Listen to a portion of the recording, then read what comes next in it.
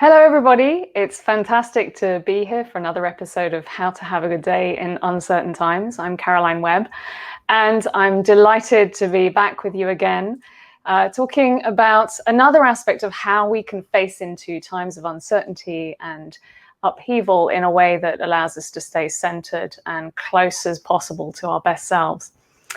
Today, I'm going to do a little bit of a recap on what we've covered so far, but I'm going to add one more thing to our kit bag of techniques to help us stay centered and at our best selves. And then I'm also going to tell you a little bit about what comes next, because this is the last of our little mini series of this season, but there will be another season, and I'd love your help in shaping what I cover in the next season. So first up, as usual, be lovely to hear where you're joining from, which part of the world. We've had very international audiences so far, and that's been a real pleasure to see. It's always nice to see that international audience, not just because it's a delight to think of people in different parts of the world, but it also reminds us of our common humanity, the fact that all of these things that we're wrestling with as human beings cut across cultural boundaries. It might get expressed in different ways in different countries and different regions, but the question of how we can be at our best is so often a deep human thing that relates to just about every setting and every age and every culture. What I'm going to talk about today is going back to our favorite topic of what happens to us when we're facing stress and we're in that moment and we can feel ourselves tightening up. What is there that we can do? And you might remember from the sessions that we've had before that something very specific happens to us when we are surrounded by something that our brain sees as stressful.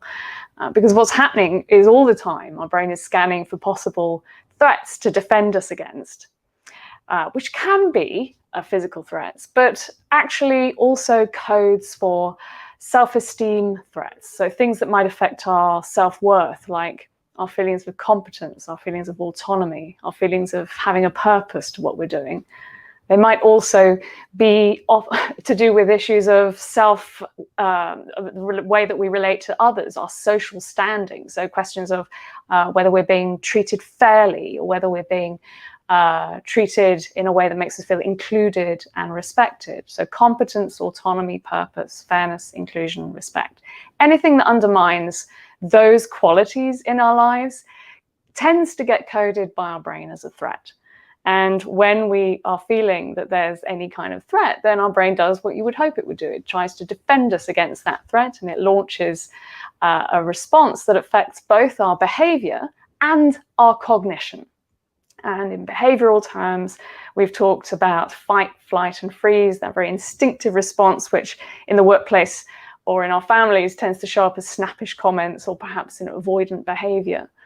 And then we've got the question of what it does to our thinking. And we know this. We know that when we're stressed, whenever anything riles us, we notice that we're not thinking as clearly or as expansively or kindly as we would when we're at our best.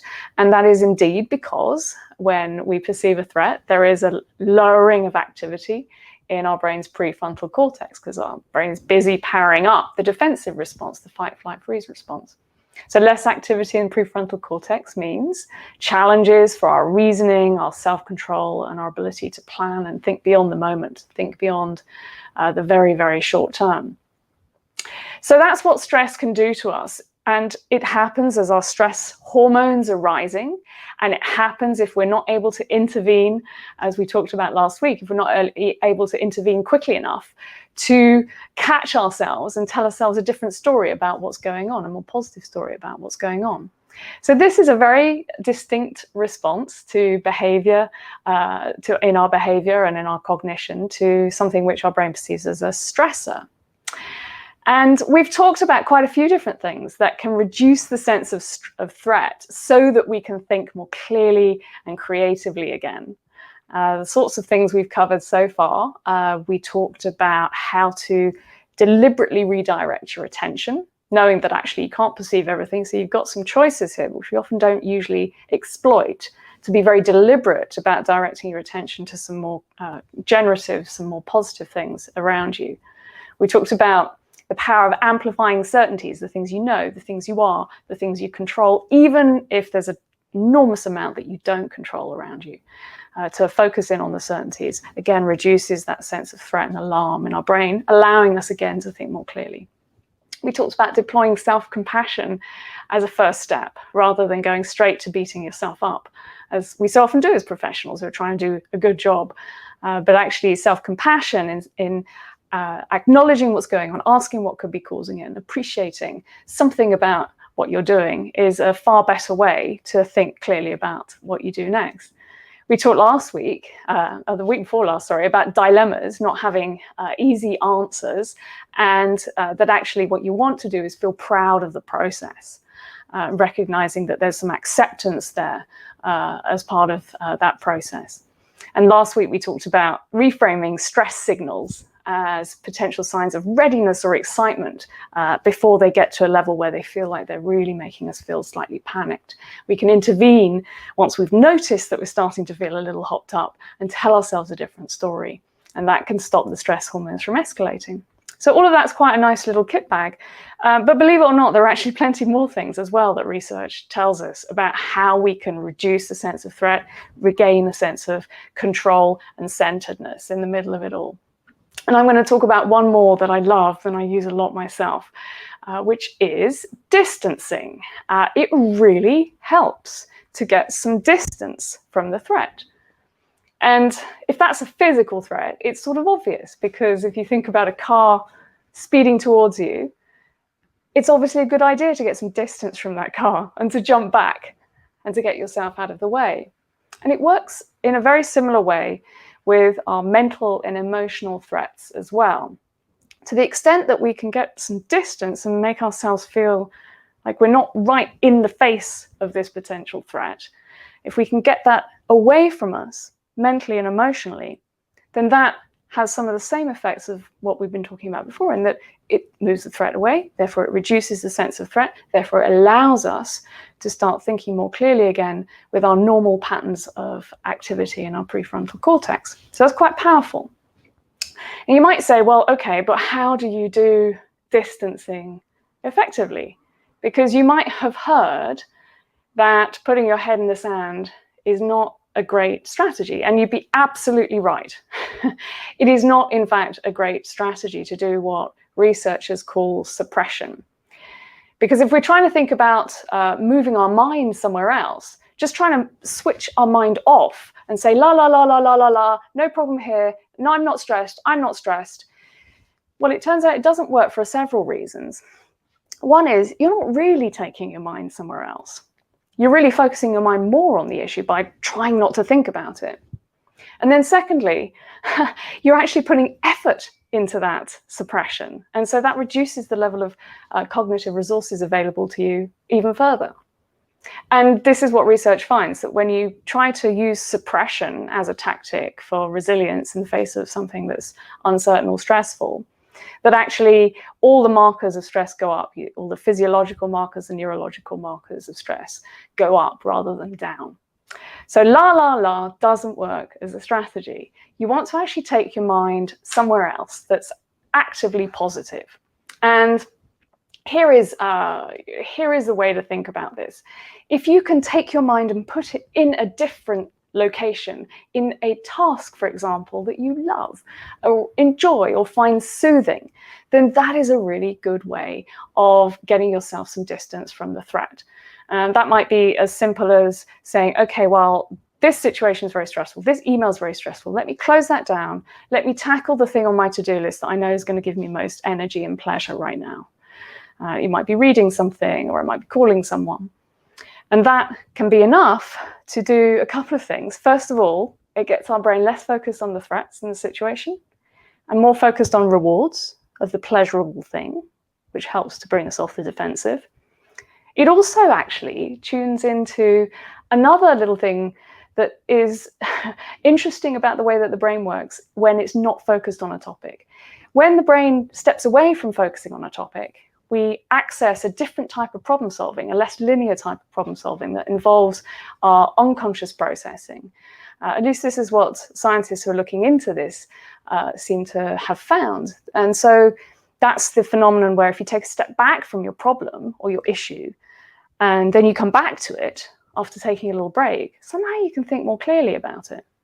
And so positive distraction, immersing yourself in something pleasurable, shifts the brain's focus from threats to rewards, but it also gives you that kind of mental break that means that when you come back to your problem, you might well have done some background processing, which allows you to see a new solution, a new way forward. There's also something special about doing something physical. If you're going to do some active distraction to get yourself some distance, you've probably seen quite a lot of research out there that's starting to show the real measurable power of going for a walk. Something that many of us have learned for ourselves, but actually we're starting to see it, ever more clearly in the research. And again, there are probably a few different things at play here. So one of them is actually getting physical distance from whatever it is that's stressing us. It might be sort of just stepping away from our devices, the computer or the phone. Or indeed, maybe a conversation that you're having that's making you feel stressed, or whatever it is that's in your environment, just getting some distance from that. Okay, so we already know that could be helpful in its own right. But we also know that a little bit of exercise, and it doesn't have to be much, is enough to boost our levels of serotonin and dopamine. And those neurochemicals are extremely complex and have many roles in the brain. But what we do know is that they're pretty likely to sharpen your mood and your focus, to lift your mood and make it easier for you to bring your attention back to where you want to put it. So there are a couple of things going on there with walks. And, if I'm going to sort of introduce even more of a hierarchy, I would say walks in nature, as you may have seen, seem to do something even more for us. There is something that we've noticed in the research about people who go for a walk along the street, which is frankly what a lot of us would be able to do at most. But research suggests that if you're able to get somewhere green, even slightly green, then it seems to do something even greater for us. There's a lovely example that came in from one of you, from George, who said that he had developed a little practice during lockdown of going walking in nature. And he said he finds walking in nature to be incredibly healing and grounding. Sometimes, though, concerns and uncertainty still flow into my mind and distract me. And he said, I've learned to say, leave all that, very calmly, just leave all that. He says it works brilliantly, the walking and the little reminder that he can step away, that he can say, leave all that. He says it works brilliantly at bringing him more wholly into the present. And so what George is talking about absolutely is borne out by research. But suppose you can't go for a walk. Suppose you can't even go to another room because, I don't know, your family is there, or maybe you're right in the middle of a meeting and there's nothing you can do about that. But you need something that's going to reduce that level of alert that you're beginning to feel in yourself. Well, so the good news is that there are questions you can ask yourself which will put you effectively in a different place. They will get you some perspective, some distance in a few different ways. And this is my collection gathered over many years. And I've used all of them at different times, but I'll talk about each of them just for a moment. So there's a type of distancing question, which is probably my go-to, which is to put yourself in a distant time. And what I mean by that is sort of saying, okay, well, in a year's time, what will I think about this when I look back? And that's always been my go-to distancing question for reducing the state of alert. I will say that I've noticed, and you may find this, I've had to experiment sometimes with the time that I put around this. So sometimes a year ahead isn't actually enough. Sometimes I have to say, what will I think about this in 3 years' time when I look back, to get hold of the more balanced perspective that I'm looking for. And sometimes it's helpful to add a little bit of a flavor of learning or laughter to this distancing by time. So I like to sometimes say, what will I be glad I've learned when I look back on this? Or what will I find absolutely hilarious? What will I laugh about when I look back on this in a year's time?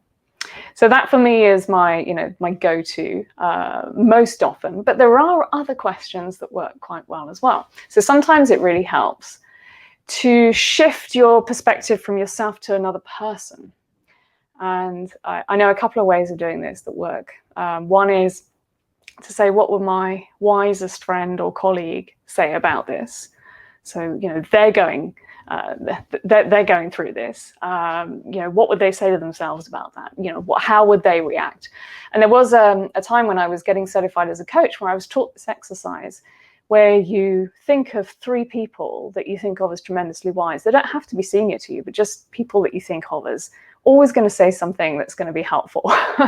And have them in your mind and go to them for advice at certain points in time. And this is one of the ways that I have used them, is when I need some distance to say, what would Keith say? What would Natalie say?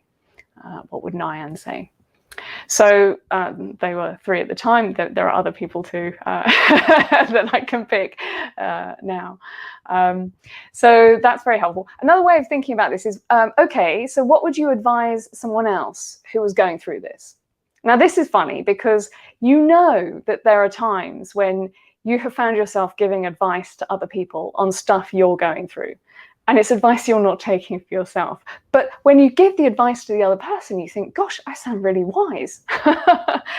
I was just talking to someone yesterday who said that she'd found herself giving advice to a friend and realized it was advice she should be taking herself. Now, this is why this works. The reason that we're able to be so phenomenally wise when we give other people advice versus thinking through our own problems is because we don't feel threatened when we think about other people's problems. So we're able to really access all of our intellectual and creative intelligence. So this question, these distancing questions that put ourselves in another person's shoes, allow us to access some of that full intelligence that we have when we're solving other people's problems. And then there is playing with yourself. I realize that doesn't sound right as I say it out loud, but there is the idea of thinking about yourself in a different way, shifting the way that you see yourself. And one of them might be to say, what would my best self do right now? Actually, I had a client once her name was Chloe, and she said, I love that idea, and I love the idea that there is a wiser version of me, that best self version of me. She said, I'm not sure in the heat of the moment whether I could get there, reach for that right now. And so her version of this question was, what will my best self think about this in a week's time? So she borrowed a bit of the time dimension and included it in her self question. And that was her go-to distancing question. And then actually a lot of this research was started by a guy called Ethan Cross, who has recently published an excellent book called Chatter, all about this inner voice that we have. He did some work that suggested that, frankly, even just talking to ourselves in the third person and saying, Caroline, you appear to be quite stressed. I wonder what you could or should do here, was enough to help people reduce their stress markers and to improve their performance in a test that they were subjected to in a lab. And in fact, the study that I'm thinking of here, it was even simpler than that. It was just to notice, Caroline seems to be a bit stressed. So again, why does that work? Because you're just taking yourself out of your mind that's in the middle of the maelstrom and putting yourself just a little bit of a distance from the situation so that you're talking to yourself. And some of you may have discovered the pleasures of talking to yourself in lockdown during the pandemic. And here am I to tell you that actually it is a healthy thing and that you shouldn't let go of that, even if your working patterns shift to put you more in contact with colleagues in the future. It's actually a healthy thing to have that ability to talk to yourself and give yourself a bit of that inner distance. So that's my set of questions. I'd love to hear if you have one that already works for you, or if you have one that you especially like out of this, or whether you have a twist on any of these questions. It would be great to have you type those into the comments. I'd love to see them, and I'll throw up some of those questions on screen in a second. And while you're thinking about that, and while you're typing, I will share another couple of examples actually that I've really liked. One was from another client of mine called Paul, who he developed this idea, this framing, which was a twist on the distant time idea. He said he liked the phrase of saying, "These are the good old days. When we look back, these will be the good old days." And he used this with his team. And he said, "What will we be proud of when we look back on these good old days?" And that was a very interesting framing, one that was quite good for broadening out the discussion to include his colleagues as well. It's a version of, what will I be proud of when I look back on this? What will I smile at? What will I be glad I've learned? So that was a nice framing. And actually going back to George again, who I mentioned earlier on, who's one of the viewers. I don't know, George, whether you're here today, but thank you so much for sending all of your ideas and stories and examples. I do use them. I do learn from them. I do take tremendous inspiration. So George has not only got his leave all that, go for a walk routine, he also has the mental distancing practice. And he says he thinks of it as encouraging his younger self. He says, and it's actually an interesting combination of self, person, and time. He says, sometimes I imagine meeting my 25-year-old self. He says, I'm now 66, and reassuring that 25-year-old that things will be okay. And that's a really lovely way of thinking about all of the different ways that distancing can help to give us back some perspective. So let's have a look. I love what I'm seeing coming in. Let me show. Eduardo says, I use the third person technique when I was in difficult fencing bouts. Oh, that's fascinating. Well, Avalos, how are you going to win this one? That's great. Fantastic. Oh, and Jane says, I use the words, what would optimal me do? That's fantastic. That's like a new superhero, optimal me. I think that's fantastic. Let's have a look. I ask myself, Margaret says, what I want the outcome of the situation to look like. It helps me frame my actions and comments to achieve that outcome. Yeah, that's interesting, because that's a little bit of a version of going into a future time and saying, okay, well, let's say all of this is done and dusted. Let's put myself, at the end here, and giving yourself that focus and looking back is a really powerful technique. I like that a lot. Let's have a look. What else have we got? Sylvia's go-to strategy is, let's put this in perspective. Is this really as important as it seems? And I think that's a little bit of a version of the third person. It's sort of talking to yourself, which is quite helpful. It's sort of saying it's engaging yourself in an adult conversation with your best self, which I very much like. That's wonderful. And George Whitmore is getting a shout out from Sylvia as well. Yes, absolutely. So I would love to hear more and more of your stories. So I'm going to remind you of my contact details so that you can chip in and share. Here is one from Deborah Kinderman. Will I regret doing this when I look back at this moment in 10 years? Yes, that's fantastic. 10 years is a pretty solid place of perspective, I have to say. I am definitely moving in your direction, Deborah, and moving from the 1 year. I think my time horizon is getting longer by the minute. So I like the 10-year one. I'll take some inspiration from that for sure. And Mordy asks, has research shown that virtual reality can help? A digital forest, that is very interesting. So I have not yet seen any research on this. If you see research on this, please let me know. I would love to see that. I do believe that there is some early work in using VR in therapy, and that has been positive, but I've not seen any academic papers looking at comparative results. And I have to imagine that is on its way right now. I'm sure that there are teams that are working on this perhaps even more furiously given our virtual world over the last year.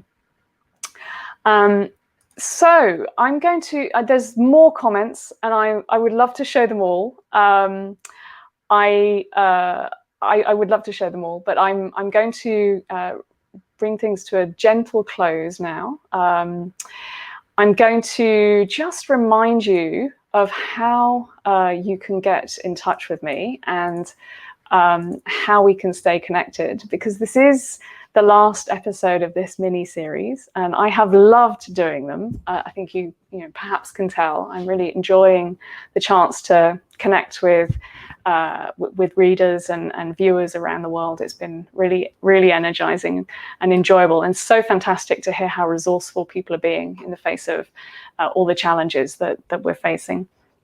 I'm going to take a step back to do some research and planning for the next series, which is also going to be tied to work on my next book, which is going to be on managing uncertainty, managing ourselves and managing others through uncertainty.